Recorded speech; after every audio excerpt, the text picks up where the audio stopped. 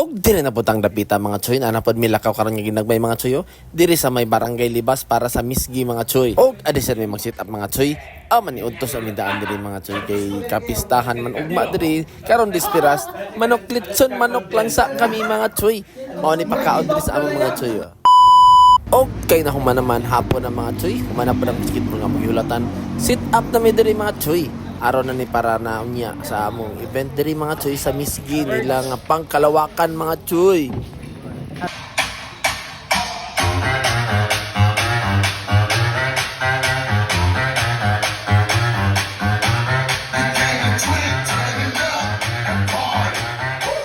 Ang among sounds na nga gidala mga choy is basic lang mga choy. Kanang nakita na to nga daghan nga sounds diri mga choy. Kang manijunjun ang mga choy sa ants, lights and sounds. Kay sila magigikuha diri mga choy insert rami mao na nga wala na lang nila panghipo sa mga choy.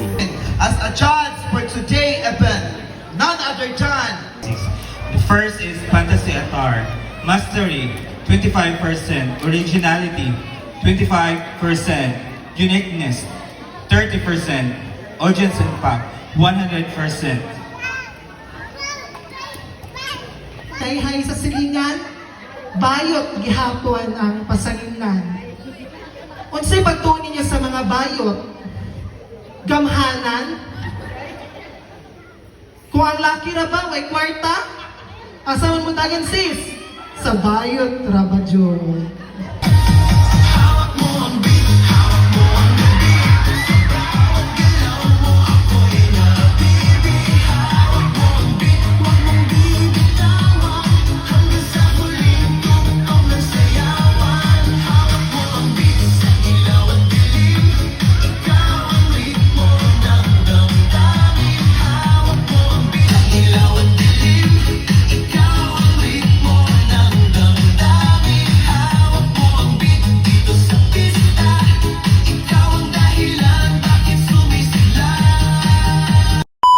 Okay, dali raman naman ang programa mga choy. Hipos na mi diri oh.